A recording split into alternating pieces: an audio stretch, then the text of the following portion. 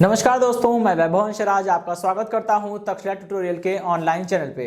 दोस्तों, आज हम लोग बात करेंगे क्लास 12 के फिजिक्स के चैप्टर नंबर 14 के बारे में, जिसका नाम है अर्धचालक, इलेक्ट्रॉनिकी पदार्थ, युक्तियां और सरल परिपथ। इसमें दोस्तों हम लोग अपने 4 लेक्चर्स कंप्लीट कर चुके हैं। आज हम लोग बात करेंगे अपने 5वें लेक्चर के बारे में, मतलब लेक्चर 14.5 के बारे में। दोस्तों, आज के सेशन का हमारा पहला टॉपिक है अग्रदिशिक बायस एवं पश्चदिशिक बायस। ठीक है, यहां देखिए, इसको इंग्लिश में बोलते हैं forward biasing and reverse biasing. ठीक है, अभी आप इसको दूसरे नाम से भी जान सकते हैं। इसका दूसरा नाम है अग्र अभिनत एवं उत्क्रम अभिनत। ठीक है, तो चलिए सबसे पहले हम लोग बात करेंगे अपने ये पहले वाले टॉपिक की, यानी कि अग्र अभिनत क्या होता है ये जानेंगे। ठीक है, देखिए सबसे पहले अग्र अभिनत या उत्क्रम अभिनत जानने से पहले हमें यह जानना होगा कि अभिनत क्या है। ठीक है, चलिए कहते हैं कि आपको यह बताया जा चुका है कि किसी पीएन संधि डायोड को आप किसी परिपथ में अगर दिखाएंगे तो आप उसे इस तरह से दिखाते हैं। ठीक है, यहां समझिएगा इस चीज का मतलब। ठीक है, इसमें जो त्रिभुज टाइप का दिख रहा है आपको, ये त्रिभुज वाला हिस्सा जो होता है वो P होता है, वो P क्षेत्र को दर्शाता है, और ये जो सीधी रेखा है ये N क्षेत्र को दर्शाती है। ठीक है, कहीं भी परिपथ में आपको अगर दिखाना है कि हमने यहां पर पीएन संधि डायोड को जोड़ रखा है, तो पीएन संधि डायोड को जो प्रतीक चिन्ह होता है किसी भी परिपथ में, पीएन संधि डायोड को दर्शाने के लिए जो प्रतीक चिन्ह होता है वो होता है ये। इसमें त्रिभुज जो है, वो त्रिभुज वाला हिस्सा जो है वो P क्षेत्र को दर्शा रहा है, और जो स्ट्रेट लाइन है, एक सीधी रेखा वाला हिस्सा है, वो N क्षेत्र को दर्शा रहा है। ठीक है, चलिए कहते हैं अगर किसी पीएन संधि के P क्षेत्र को बैटरी या फिर सेल के धनात्मक सिरे से और N क्षेत्र को निगेटिव यानी कि ऋणात्मक सिरे से जोड़ा जाए, तब इस प्रकार के अभिनत को हम लोग अग्र अभिनत बोलते हैं। अच्छा, अभिनत क्या? अभिनत मैं बोल रहा था ना कि अभिनत शब्द का मतलब क्या होगा। अभिनत का मतलब होता है किसी भी पीएन संधि डायोड पर कोई भी बाह्य विभव लगाने की प्रक्रिया को अभिनतीकरण कहते हैं, यानी कि बाइसिंग कहते हैं। ठीक है, यानी कि एक बार फिर सुनेंगे, किसी पीएन संधि डायोड पर कोई बाह्य विभव लगाने की क्रिया को या प्रक्रिया को क्या बोलते हैं? अभिनतीकरण कहते हैं, यानी कि बाइसिंग कहते हैं। ठीक है, अगर आपने पीएन संधि के P वाले हिस्से को, ठीक है, पीएन संधि के P वाले हिस्से को सेल या बैटरी के धनात्मक सिरे से एवं N वाले क्षेत्र को या N क्षेत्र को आपने सेल या बैटरी के ऋणात्मक सिरे से जोड़ रखा है, तब इस प्रकार प्राप्त अभिनत को अग्र अभिनत कहते हैं। याद करने का तरीका, P for positive, P for P क्षेत्र, यानी कि पॉजिटिव को P से जोड़ो, यानी कि पॉजिटिव को P क्षेत्र से जोड़िए, और N टू N यानी कि N मतलब निगेटिव को N क्षेत्र से जोड़िए। पॉजिटिव को P से, निगेटिव को N से जोड़ेंगे तो अग्र अभिनत बनेगा। ठीक है, यहाँ पे देखिए आपको ये पहला चित्र है। इस पहले चित्र में हमने यहाँ पे डायग्राम बनाया है, इसके माध्यम से हम समझेंगे कि जब किसी पीएन संधि डायोड पर कोई अग्र अभिनत लगाया जाता है तो उसमें विद्युत धारा का प्रवाह कैसे होता है। ठीक है, अच्छा देखिए दोस्तों, जब आपने पीएन संधि डायोड पर अग्र अभिनत लगाया है, इसका मतलब P क्षेत्र को आपने पॉजिटिव से जोड़ा है और N क्षेत्र को आपने नेगेटिव से जोड़ा है। होता क्या है, जब आपने P क्षेत्र को पॉजिटिव से जोड़ा है तो P क्षेत्र जो है वो उच्च विभव पर आ जाएगा, इसलिए देखिए मैंने P क्षेत्र के बगल में यहाँ पे पॉजिटिव लिखा है, और N क्षेत्र जो है वो निम्न विभव पर आ जाएगा, तो यहाँ पे हमने निगेटिव लिख दिया है। अच्छा, अभी क्या होगा, आपको पता है P क्षेत्र में बहुसंख्यक आवेशवाहक कौन होते हैं? कोटर, और N क्षेत्र में आवेशवाहक कौन होते हैं? इलेक्ट्रॉन। ठीक है, अगर बात करें कि एक क्षेत्र से निकल के दूसरे क्षेत्र में जाने की, तो आपको पता है कि कोटर तो एक क्षेत्र से दूसरे क्षेत्र में जाने की बात छोड़िए, कोटर तो एक बंध से दूसरे बंध में फांदते हैं, वो बाउंड के बाहर तो निकलते नहीं है, वो बंध के बाहर तक तो निकल नहीं पाते, तो वो P क्षेत्र से N क्षेत्र में नहीं जा सकते। ठीक है, अब केवल एक ही रास्ता है, वो ये है कि N क्षेत्र से इलेक्ट्रॉन आए और P क्षेत्र में प्रवेश करके कोटरों को उदासीन करें। ठीक है, अब ये प्रक्रिया हो रही थी, लेकिन आपने अभी पिछले वाले सेशन में पढ़ा कि जैसे ही पीएन संधि का निर्माण होता है, उसके चंद सेकंड के बाद यहां पे अवक्षय परत का निर्माण हो जाता है, और अवक्षय परत N क्षेत्र से आने वाले इलेक्ट्रॉनों को P क्षेत्र में प्रवेश करने से रोक देती है। इस कारण आपको धारा मिलना बंद हो गई थी। लेकिन अभी क्या हुआ, आपने पीएन संधि डायोड पर एक विभव लगा दिया, एक सेल लगा दी। अब अग्र अभिनत लगाने से फायदा ये होता है कि P क्षेत्र जो है वो धनात्मक सिरे पर हो गया, और N क्षेत्र जो है वो निम्न विभव यानी कि ऋणात्मक सिरे से जुड़ा हुआ है। अभी क्या होगा, एन क्षेत्र के जो इलेक्ट्रॉन हैं वो निम्न विभव से उच्च विभव की ओर गति करेंगे। आपको बताया जा चुका है, आपने चैप्टर नंबर 2 में पढ़ा हुआ है कि जो ऋणात्मक आवेश होता है वो निम्न विभव वाले स्थान से उच्च विभव वाले स्थान की ओर अपने आप गति करता है। इसका मतलब एन क्षेत्र तो निम्न विभव पर है, तो एन क्षेत्र के जितने भी इलेक्ट्रॉन है वो निकल के उच्च विभव वाले क्षेत्र यानी कि पी क्षेत्र की ओर गति करना प्रारंभ कर देंगे। ठीक है, तो इस क्षेत्र में क्या होता है, इस केस में क्या होगा, ये जो सेल का जो विभव है, सेल ने जो विभव लगाया है वो विभव इन एन क्षेत्र के बहुसंख्यक आवेश वाहकों को प्रमोट कर रहा है। ठीक है, कि वो अवक्षय परत को क्रॉस करके पीएन संधि को क्रॉस करके पी क्षेत्र में जाएं और कोटरों को उदासीन करें।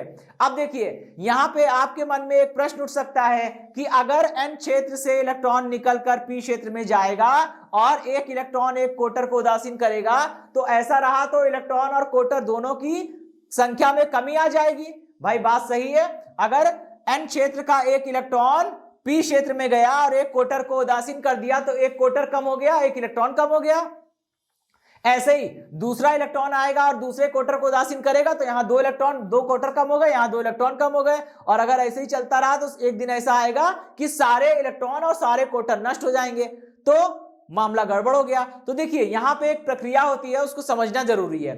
होता क्या है, जैसे ही कोई इलेक्ट्रॉन पीएन संधि को क्रॉस करके पी क्षेत्र में आता है और जैसे ही इलेक्ट्रॉन कोटर को उदासीन करता है वैसे ही यहां पर क्या होता है, यहां पर एक बॉन्ड टूट जाता है। बॉन्ड टूटता है तो आपको पता होगा जब बॉन्ड टूटेगा तो एक कोटर उत्पन्न होगा और एक इलेक्ट्रॉन उत्पन्न होगा।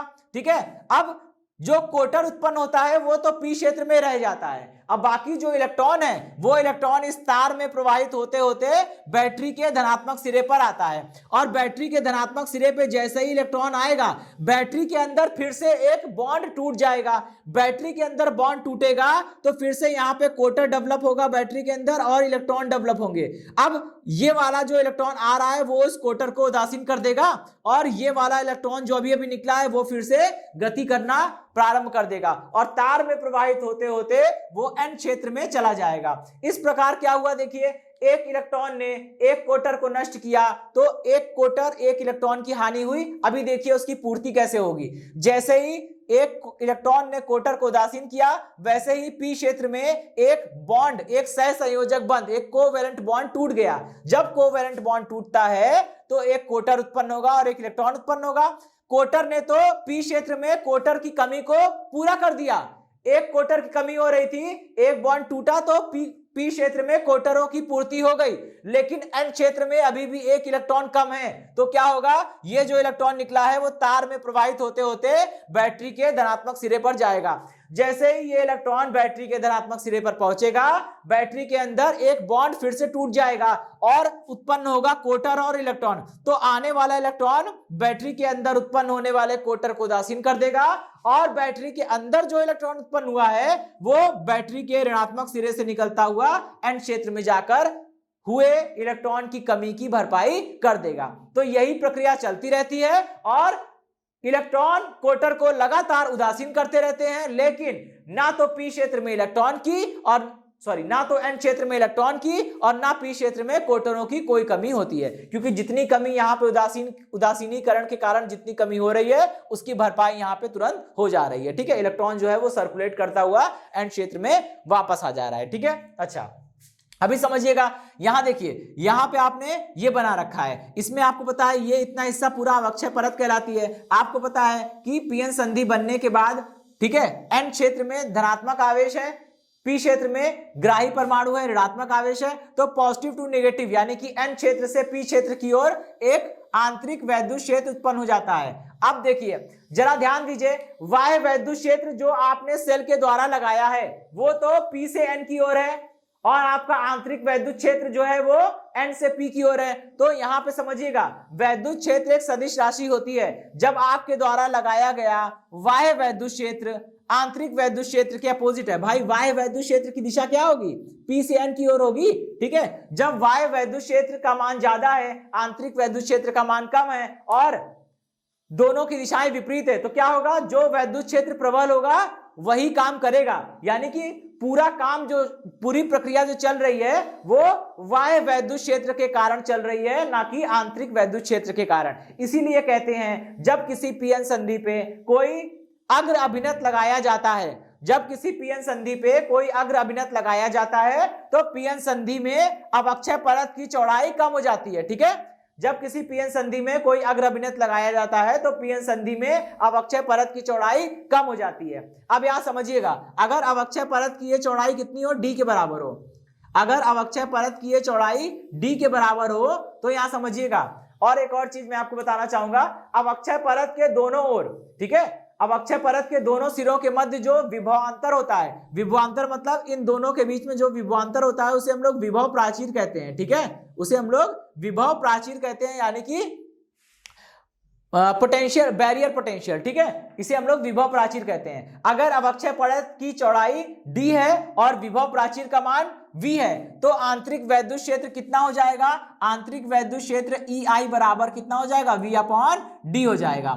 ठीक है, ये आंतरिक वैद्युत क्षेत्र और विभव प्राचीर में रिलेशन होता है। ठीक, चलिए अभी देखिए यहाँ पे सेकंड वाले डायग्राम में मैंने क्या बनाया हुआ है, यहां मैंने अग्र अभिनत के लिए आरोपित विभवांतर को x अक्ष पे और धारा को y अक्ष पे लेकर एक ग्राफ बनाया है। ठीक है, इस प्रकार प्राप्त वक्र को हम लोग क्या बोलते हैं, अभिलाक्षणिक वक्र। तो इसकी परिभाषा एक बार सुन लेंगे, जब किसी पीएन संधि पर आरोपित विभव को x अक्ष एवं प्राप्त धारा को y अक्ष पर रखकर एक वक्र खींचा जाता है तब इस प्रकार प्राप्त वक्र को पीएन संधि का अभिलाक्षणिक वक्र कहते हैं। अब पीएन संधि को यहाँ पे अग्र अभिनत में लगाया गया है तो इसे बोलेंगे अग्र पीएन संधि का अग्र अभिनत में अभिलाक्षणिक वक्र, यानी कि forward characteristics of PN junction. ठीक है, अभी देखिए इसमें क्या है, ये जान लीजिए कि किसी भी पीएन संधि को जब आप अग्र अभिनत में रखेंगे तो उसमें जो धारा मिलेगी वो मिली एम्पियर की कोटि की होगी। ठीक है, जब किसी पीएन संधि को आप अग्र अभिनत में ऑपरेट करेंगे, अग्र अभिनत लगाकर उसको चलाएंगे तो उसमें जो धारा मिलेगी वो मिली एम्पियर की कोटि की होगी। ठीक है, अच्छा अभी यहां समझिएगा, मैंने देखिए यहाँ पे एक आपको नया टॉपिक सुनने को मिलेगा। कहते हैं जब किसी पीएन संधि पर आरोपित y विभव के मान को धीरे धीरे बढ़ाया जाता है तो शुरुआत में पीएन संधि में मिलने वाली धारा का मान भी थोड़ा थोड़ा यानी कि बहुत धीमे धीमे बढ़ता है, लेकिन एक विभव के आने के पश्चात जो है धारा के मान में अचानक से बहुत ज्यादा वृद्धि हो जाती है। ठीक है, तो कहते हैं पीएन संधि पर यदि पीएन संधि पर आरोपित विभव के मान को बढ़ाया जाए तब वह विभव या वह निश्चित विभव जिसके पश्चात पीएन संधि में प्राप्त धारा का मान बहुत अधिक तेजी से बढ़ने लगता है, क्या कहलाता है, उसे हम लोग बोलते हैं कट ऑफ पोटेंशियल। ठीक है, सॉरी कट इन पोटेंशियल बोलते हैं, यानी कि ये विभव प्राचीर है। ये इसी की बात हो रही है जो मैं बता रहा था। ठीक है, तो दोस्तों यहाँ पे ध्यान रखिएगा, जर्मेनियम और सिलिकॉन, ठीक है, जर्मेनियम के लिए विभव प्राचीर का मान कितना होता है 0.3 वोल्ट्स और सिलिकॉन के लिए विभव प्राचीर का मान कितना होता है 0.7 वोल्ट्स। देखिए दोस्तों होता क्या है, ठीक है, मैंने बताया था विभव प्राचीर का मतलब क्या होता है, अवक्षय परत के दोनों ओर विभवांतर। ठीक है, अवक्षय परत के दोनों ओर जो विभवांतर होता है, जब आपके द्वारा लगाया गया विभव यानी कि बाह्य सेल का विभव, ठीक है, विभव प्राचीर के बराबर हो जाएगा तो अवक्षय परत की चौड़ाई काफी कम हो चुकी होगी। इसके बाद जैसे ही आपके द्वारा यानी सेल के द्वारा लगाया गया विभव प्राचीर से ज्यादा होगा तो अब विभव प्राचीर यानी कि अवक्षय परत कोई काम की नहीं रही, अवक्षय परत किसी काम की नहीं रही, अब उसका कोई भी इफेक्ट नहीं होगा, केवल इफेक्ट जो पड़ेगा वो पड़ेगा किसका, सेल का। ठीक है, और सेल का जो बाह्य विभव है उसी के हिसाब से सारे इलेक्ट्रॉन और कोटरों का मूवमेंट होगा। ठीक है, तो यहां पे कहने वाली चीज यही है कि दोनों पोटेंशियल अपोजिट होते हैं, क्योंकि देखिए इसमें क्या है, एन क्षेत्र में यहां पे दाता परमाणु है, पी क्षेत्र में ग्राही परमाणु है, तो ये वाला हिस्सा जो होगा वो पॉजिटिव पोटेंशियल पर होगा, ये वाला निगेटिव पे होगा। जबकि सेल ने, देखिए आपने सेल को कैसे जोड़ रखा है, एन क्षेत्र को निगेटिव से और पी क्षेत्र को पॉजिटिव से। तो जब आपके द्वारा लगाया गया बाह्य विभव इस आंतरिक विभव के बराबर होगा तब तो कुल विभव 0 हो जाएगा। फिर जब आप उसके आगे विभव के मान को बढ़ाएंगे तो अब अवक्षय परत बिल्कुल गायब हो गई और विभव प्राचीर बिल्कुल गायब हो गया। अब आपके द्वारा लगाया गया बाह्य विभव केवल और केवल आवेशों को गति कराने में कार्य करेगा। ठीक है, इस कारण धारा का मान बहुत तेजी से बढ़ने लगता है। अच्छा, शुरुआत में धारा का मान धीरे धीरे इसलिए बढ़ता है क्योंकि जब आपके द्वारा लगाया गया विभव प्राचीर से कम होगा और आप अपने विभव को थोड़ा थोड़ा बढ़ा रहे हो, तो जैसे जैसे आप अपने बाह्य विभव को बढ़ा रहे हैं, विभव प्राचीर का मान धीरे धीरे कम हो रहा है, और जैसे जैसे आपके द्वारा लगाया गया विभव बढ़ रहा है, विभव प्राचीर का मान कम हो रहा है। एक समय आएगा जब दोनों बराबर हो जाएंगे। इसके बाद जैसे ही आपके द्वारा लगाया गया विभव प्राचीर के ऊपर जाएगा तो क्या होगा, केवल और केवल इलेक्ट्रॉन और कोटर का मूवमेंट केवल सेल के द्वारा लगाए गए विभव से होगा और विभव प्राचीर बिल्कुल ही निष्क्रिय हो जाएगा। ठीक है, इसीलिए यहां पे विभव प्राचीर को क्रॉस करने के बाद जैसे ही आपके द्वारा लगाया गया विभव प्राचीर से ज्यादा होता है, वैसे ही परिपथ में या पीएन संधि में धारा का मान बहुत तेजी से बढ़ने लगता है। ठीक है, जर्मेनियम के लिए विभव प्राचीर का मान कितना है, 0.3, और सिलिकॉन के लिए कितना होता है, 0.7। इसको याद करने का तरीका अच्छा है। ठीक है, एबीसीडी में जी पहले आता है, एस बाद में आता है। ठीक है, और नंबर में 3 पहले आता है, 7 बाद में आता है। इसका मतलब एबीसीडी में जी पहले आ रहा है तो जर्मेनियम के लिए कम वाली वैल्यू होगी 0.3, और सिलिकॉन बाद में आ रहा है तो सिलिकॉन के लिए विभव प्राचीर का मान कितना होगा, 0.7 वोल्ट। इसको विभव प्राचीर को पोटेंशियल बैरियर भी कहते हैं या इसको कट इन वोल्टेज भी आप बोल सकते हैं। यहां से धारा का मान बढ़ना स्टार्ट होगा, इससे पहले तो बहुत धीरे धीरे मान बढ़ रहा था। ठीक है, चलिए दोस्तों, अब देखिए दोस्तों, यहाँ पे एक चीज बहुत ही कॉमन सेंस है। ठीक है, एक बहुत ही कॉमन सी चीज है। कॉमन चीज ये है कि हम जानते हैं कि एन क्षेत्र में मुक्त इलेक्ट्रॉन बहुत अधिक मात्रा में होते हैं, लेकिन थोड़े बहुत तो कोटर भी होते हैं। ठीक है, और इसका उल्टा पी क्षेत्र में कोटर बहुत ज्यादा संख्या में होते हैं, लेकिन थोड़े बहुत इलेक्ट्रॉन भी। तो कहने का मतलब क्या है, कहने का मतलब यह है कि एन संधि में अल्पसंख्यक आवेश वाहक देखे तो एन क्षेत्र में अल्पसंख्यक कौन है, कोटर। पी क्षेत्र में अल्पसंख्यक आवेश वाहक कौन है, इलेक्ट्रॉन। तो पीएन संधि में बहुसंख्यक आवेश वाहक के कारण मिलने वाली धारा को हम लोग क्या बोलते हैं, विसरण धारा।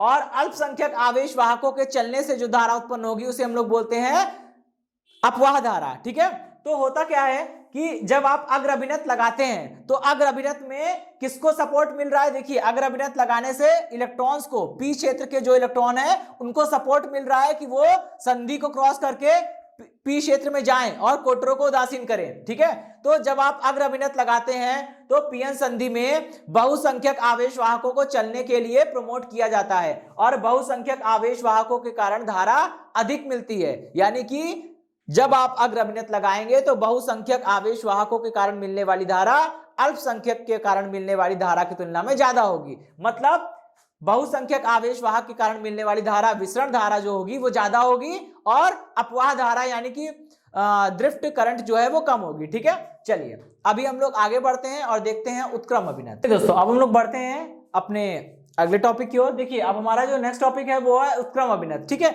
उत्क्रम अभिनत में जस्ट अग्र अभिनत में जो किया था उसको जस्ट उल्टा करना है। ठीक है, देखिए अग्र अभिनत में हमने क्या किया था, P को P से यानी कि पॉजिटिव को पॉजिटिव से और निगेटिव को निगेटिव से जोड़ा था, N को निगेटिव से। ठीक है, यहां क्या होगा, यहां पे बैटरी के निगेटिव टर्मिनल को यानी N को P टाइप से जोड़ा गया है। देखिए, ये देखिए P टाइप को हमने निगेटिव से जोड़ा है और N टाइप को हमने पॉजिटिव से जोड़ा है। तो इसकी डेफिनेशन क्या बनेगी या बनाएंगे हम लोग, ऐसे बोल सकते हैं हम लोग कि जब किसी पीएन संधि डायोड के P क्षेत्र को सेल के निगेटिव टर्मिनल से और N टाइप क्षेत्र को बैटरी या सेल के पॉजिटिव टर्मिनल से जोड़ा जाता है, तब इस प्रकार प्राप्त अभिनत को क्या बोलते हैं, उत्क्रम अभिनत बोलते हैं। ठीक है, एक बार फिर सुनेंगे। जब किसी पीएन संधि डायोड के पी क्षेत्र को सेल के निगेटिव टर्मिनल से यानी कि निगेटिव सिरे से एवं एन क्षेत्र को सेल के धनात्मक सिरे से जोड़ा जाता है, तब इस प्रकार प्राप्त अभिनत को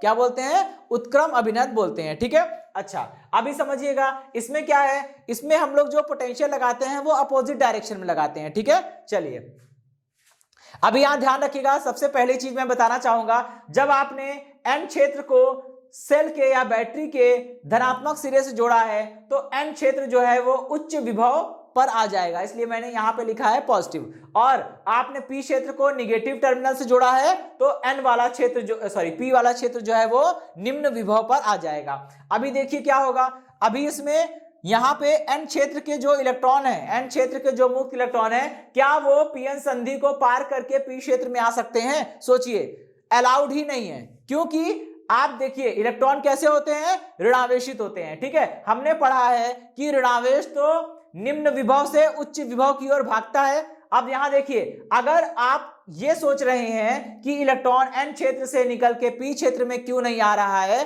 तो भाई क्यों आएगा? देखिए, n क्षेत्र से निकल के p क्षेत्र में आने का मतलब क्या हुआ? उच्च विभव वाले क्षेत्र को छोड़कर निम्न विभव वाले क्षेत्र में जाए। और इलेक्ट्रॉन ऐसा नहीं करता। इलेक्ट्रॉन जो है वो निम्न विभव वाले क्षेत्र से उच्च विभव वाले क्षेत्र में चला जाएगा, लेकिन ये पहले ही उच्च विभव वाले क्षेत्र में है, तो निम्न वाले में क्यों जाएगा? तो ये n क्षेत्र से निकलकर p क्षेत्र में जाएगा ही नहीं। ठीक है, और कोटर आ नहीं सकते, तो अब क्या होगा? अब आवेश वाहकों का आदान प्रदान तो बंद हो गया। ठीक है, क्योंकि कोटर आ नहीं सकता, कोटर p क्षेत्र से निकल के n क्षेत्र में तो चला नहीं जाएगा, वो तो बॉन्ड के अंदर बंद होता है बेचारा। ठीक है, अभी क्या होगा? इलेक्ट्रॉन जो थे वही मुक्त थे, इलेक्ट्रॉन फ्री थे, चाहे जिधर जाएं चाहे जिधर घूमें। लेकिन उनके साथ भी प्रॉब्लम हो गई। उनके साथ प्रॉब्लम ये हो गई कि ये पहले से ही उच्च विभव पर हैं और ये n क्षेत्र को छोड़कर p क्षेत्र में जाएं, इसका मतलब कि उच्च विभव वाले स्थान को छोड़कर निम्न विभव वाले स्थान में जाएंगे, और ऐसा होगा ही नहीं। इसका मतलब इलेक्ट्रॉन भी मूव नहीं करेगा। अब प्रॉब्लम क्या हुई? अब बहुसंख्यक आवेश वाहक जो कि n क्षेत्र में इलेक्ट्रॉन है और p क्षेत्र में कोटर है, बहुसंख्यक आवेश वाहक तो चल नहीं सकते। ठीक है, लेकिन मैंने आपको बताया था कि यहाँ क्या होता है, यहाँ n क्षेत्र में कुछ अल्पसंख्यक आवेश वाहक कोटर भी होते हैं। n क्षेत्र में कुछ अल्पसंख्यक आवेश वाहक कोटर भी होते हैं और p क्षेत्र में कुछ अल्पसंख्यक आवेश वाहक इलेक्ट्रॉन भी होते हैं। तो अब क्या होगा? जब पीएन संधि में बहुसंख्यक आवेश वाहक नहीं चल पा रहे हैं, क्यों? क्योंकि आपने उत्क्रम अभिनत लगा दिया है। जब हम उत्क्रम अभिनत लगाते हैं तो बहुसंख्यक आवेश वाहक चलना बंद कर देते हैं, क्योंकि उनको चलने की अनुमति नहीं होती, वो नहीं चल सकते। लेकिन अल्पसंख्यक आवेश वाहकों को चलने की छूट मिल जाती है। समझ रहे? ये केस बिल्कुल अग्र अभिनत का उल्टा है। अग्र अभिनत में क्या था? बहुसंख्यक आवेश वाहकों को चलने की छूट मिली थी, जबकि अल्पसंख्यक आवेश वाहकों को रोक दिया गया था। यहां उल्टा हो रहा है। उत्क्रम अभिनत में बहुसंख्यक आवेश वाहकों को चलने की अनुमति नहीं है और अल्पसंख्यक आवेश वाहक तो गति कर सकते हैं। देखिए, अब p क्षेत्र में एक इलेक्ट्रॉन है, ये अल्पसंख्यक आवेश वाहक है। ठीक है, ये अभी कहां पर है? निम्न विभव वाले क्षेत्र में है, क्योंकि p क्षेत्र जो है वो निगेटिव पोटेंशियल पर है। ठीक है, अभी p क्षेत्र में ये जो अल्पसंख्यक आवेश वाहक इलेक्ट्रॉन है ये निम्न विभव पर है और ये चाहे तो गति करता हुआ कहां जा सकता है? गति करता हुआ n क्षेत्र में जाकर कोटर को उदासीन कर सकता है। ठीक है, क्योंकि n क्षेत्र में एक और अल्पसंख्यक आवेश वाहक है, वो है कोटर। ठीक है, अब अगर p क्षेत्र का ये इलेक्ट्रॉन n क्षेत्र के कोटर में जाना चाहेगा तो क्या कोई इसे रोकेगा? बिल्कुल नहीं, बल्कि सपोर्ट करेगा। क्यों? क्योंकि देखिए, अभी p क्षेत्र में जब ये इलेक्ट्रॉन है तो ये इलेक्ट्रॉन निम्न विभव वाले स्थान पर है। अभी जब ये इलेक्ट्रॉन p क्षेत्र से निकल के n क्षेत्र में जाएगा तो मतलब ये किस में जा रहा है? उच्च विभव वाले क्षेत्र में जा रहा है। तो जब इलेक्ट्रॉन निम्न विभव वाले क्षेत्र से निकलकर उच्च विभव वाले क्षेत्र में जा रहा है तो उसकी गति संभव है। लेकिन यहां पर n क्षेत्र में जो बहुसंख्यक इलेक्ट्रॉन थे उनकी गति पॉसिबल नहीं थी, क्योंकि उनको उच्च विभव वाले स्थान को छोड़कर निम्न विभव यानी कि लोअर पोटेंशियल में जाना था, और इलेक्ट्रॉन कभी भी higher to lower potential move नहीं करता। इसलिए बहुसंख्यक आवेश वाहक नहीं चल सकते। तो क्या हुआ? अल्पसंख्यक आवेश वाहक तो चल सकते हैं। तो p क्षेत्र में अल्पसंख्यक आवेश वाहक जो इलेक्ट्रॉन है वो लोअर पोटेंशियल से निकलकर हायर पोटेंशियल वाले क्षेत्र में चला जाएगा। अब क्या होता है? यहां पे हमको देखने को मिल रहा है कि जब हमने उत्क्रम अभिनत लगाया है तो होता क्या है? बहुसंख्यक आवेश वाहक नहीं चल रहे हैं, केवल अल्पसंख्यक आवेश वाहक चल रहे हैं और उनके कारण क्या होता है? हमें धारा मिलती है। तो अल्पसंख्यक आवेश वाहकों के कारण मिलने वाली धारा भी काफी अल्प होती है, काफी छोटी होती है। क्यों? क्योंकि दोस्तों हमने तीसरे चैप्टर में एक फॉर्मूला पढ़ा था कि मिलने वाली धारा I = NaEVd। किसी भी धारा और अनुगमन वेग में यह संबंध होता है। यहां पे दोस्तों n क्या होता है? n होता है इलेक्ट्रॉन घनत्व। ठीक है, आवेश वाहकों का घनत्व।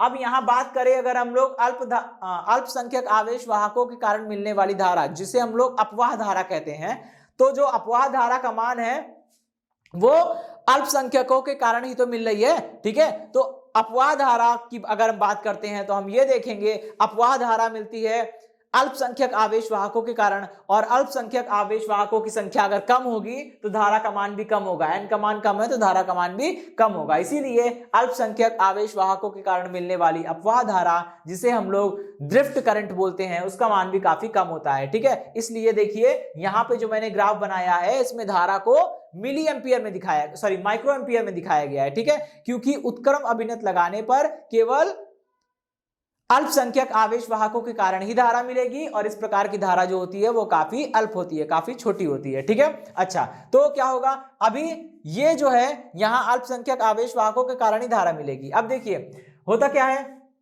यही प्रक्रिया सेम चलेगी जो बाकी अग्रभिनत में चल रही थी। अब देखिए यहां पे मैंने एक ग्राफ बनाया हुआ है। ठीक है, क्या बोलेंगे, जब किसी पीएन संधि डायोड को उत्क्रम अभिनत में रखकर आरोपित विभव को x अक्ष तथा प्राप्त धारा को y अक्ष पर लेकर एक वक्र खींचा जाता है, तब इस प्रकार प्राप्त वक्र को पीएन संधि डायोड का उत्क्रम अभिनत में अभिलाक्षणिक वक्र कहते हैं। ठीक है, अभी देखिए मैंने यहां क्या किया हुआ है कि जब आप किसी भी पीएन संधि डायोड पर उत्क्रम अभिनत लगाने के पश्चात उत्क्रम अभिनत के मान को थोड़ा थोड़ा बढ़ाएंगे तो पीएन संधि में मिलने वाली धारा का मान भी थोड़ा थोड़ा बढ़ने लगेगा। लेकिन एक समय ऐसा अवश्य आएगा जब पीएन संधि पर लगाए गए, ठीक है, जब पीएन संधि पर लगाए गए बाह्य विभव का मान इतना ज्यादा हो जाएगा कि पीएन संधि डायोड में वो बॉन्ड टूटने लगेंगे, और पीएन संधि डायोड में जब वो बॉन्ड टूटने लगेंगे तो क्या होगा, उसमें इलेक्ट्रॉन और कोटर डेवलप होंगे। तो इस केस में क्या होगा,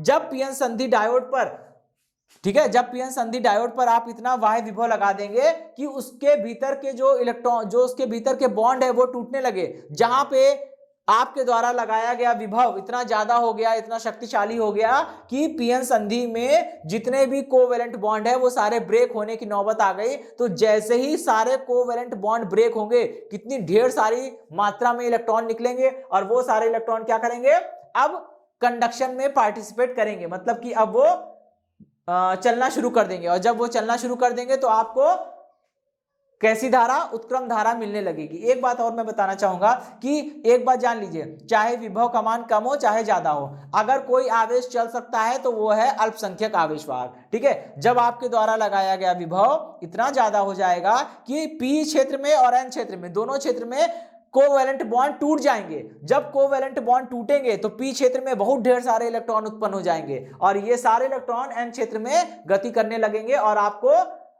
अल्पसंख्यक आवेश वाहकों के कारण धारा मिलने लगेगी, जिसे हम लोग उत्क्रम धारा कहते हैं। ठीक है, और इसका मान अचानक से बहुत तेजी से बढ़ जाता है।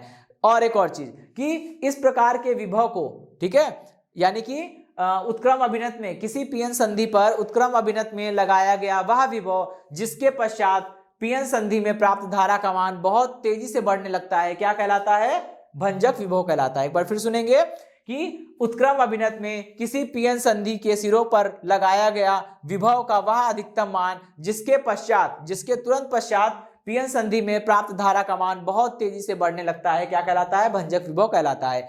इस भंजक विभव पर पीएन संधि डायोड के भीतर सारे कोवेलेंट बॉन्ड, सारे सहसंयोजी बंध जो होते हैं वो टूट जाते हैं, और पीएन संधि में मुक्त इलेक्ट्रॉनों की संख्या बहुत अधिक मात्रा में बढ़ जाती है, और वो सारे मुक्त इलेक्ट्रॉन अब क्या करेंगे, गति करने लगेंगे। जब ढेर सारे इलेक्ट्रॉन गति करेंगे तो मिलने वाली धारा का मान भी बहुत ज्यादा होगा। लेकिन दोस्तों एक बार अगर आपने किसी पीएन संधि को भंजक विभव पर लाकर खड़ा कर दिया तो वो पीएन संधि बेकार हो जाती है, फिर आप दोबारा उसको काम में नहीं ले सकते, और हम लोग बोलते हैं कि पीएन संधि डायोड जो है वो जल गया है। ठीक है, यानी कि पीएन जंक्शन जो है वो जल गया है, वो बेकार हो गया, वेस्ट हो गया है। ठीक है, चलिए दोस्तों, हाँ देखिए दोस्तों, यहाँ पे एक चीज ध्यान रखिएगा, यहाँ पे मैंने आपको बताया कि जैसे ही आप वाय विभव के मान को बढ़ाते हैं, ठीक है, तो कोवेलेंट बॉन्ड, मतलब जैसे जैसे आप विभव के मान को बढ़ाने लगते हैं, एक ऐसा समय आता है कि जब इसमें इतना विभव लग जाता है कि कोवेलेंट बॉन्ड के टूटने की नौबत आ जाती है। उससे पहले भी कुछ चीजें होती हैं, उस पर गौर करिएगा। जब आपने विभव लगाया तो बहुसंख्यक आवेश वाहक तो नहीं चल रहे हैं, अल्पसंख्यक आवेश वाहक चल रहे हैं, उन्हीं के कारण धारा मिल रही है। जब पीएन संधि में धारा मिलती है, समझिएगा, जब पीएन संधि में धारा मिलती है तो पीएन संधि में थोड़ा सा हीट उत्पन्न होती है। आपने पढ़ा है चैप्टर नंबर 3 में कि जब किसी तार में धारा प्रवाहित करते हैं तो वो तार थोड़ा सा गर्म हो जाता है। वैसे पीएन संधि भी हमारी गर्म हो जाएगी। जब पीएन संधि गर्म होगी मतलब उसका ताप बढ़ेगा, तो इसके अंदर क्या होगा, कोई सहसंयोजी बंध टूट जाएगा। उस तापी ऊर्जा को ग्रहण करके कोई सहसंयोजी बंध टूट जाएगा। जैसे कोई सहसंयोजी बंध टूटेगा, इलेक्ट्रॉन और कोटर डेवलप हो जाएंगे और फिर से वही इलेक्ट्रॉन जो है वो पी क्षेत्र से निकल के एन क्षेत्र में जाएंगे। अब जितनी ज्यादा संख्या में अल्पसंख्यक आवेश वाहक प्रवाहित होंगे, उतनी ही ज्यादा उसमें धारा मिलेगी, और जितनी ज्यादा धारा मिलेगी फिर उतनी ज्यादा हीट डेवलप होगी। फिर वो उस हीट के कारण और ज्यादा बॉन्ड टूटेंगे, और ज्यादा बॉन्ड टूटेंगे, फिर और इलेक्ट्रॉन उत्पन्न होंगे। फिर वो और इलेक्ट्रॉन जब चलेंगे तो फिर धारा का मान बढ़ेगा। तो ये प्रोसेस चलती रहती है। धारा का मान बढ़ेगा, धारा का मान बढ़ने से ज्यादा ऊष्मा उत्पन्न होगी, फिर उसी ज्यादा उत्पन्न हुई ऊष्मा के कारण फिर से कोई बॉन्ड टूटेगा, फिर से इलेक्ट्रॉनों की संख्या बढ़ेगी, फिर धारा बढ़ेगी, फिर उसके बाद ऊष्मा अधिक उत्पन्न होगी, उस अधिक ऊष्मा से फिर से कोई बॉन्ड टूटेगा, और ये प्रक्रिया चलती रहेगी। और एक समय ऐसा आएगा कि संधि में सारे के सारे जो कोवेलेंट बॉन्ड है वो टूट चुके होंगे, और इतने ज्यादा मात्रा में मुक्त इलेक्ट्रॉन उत्पन्न हो जाएंगे पी क्षेत्र में कि वो जब एन क्षेत्र की ओर गति करेंगे तो बहुत ढेर सारी धारा मिलेगी, और उस केस में यहां पे धारा का मान बहुत तेजी से बढ़ने लगता है। ठीक है, यानी कि इसीलिए कहते हैं कि किसी भी पीएन संधि को जब आप उत्क्रम अभिनत में लगाकर चलाएं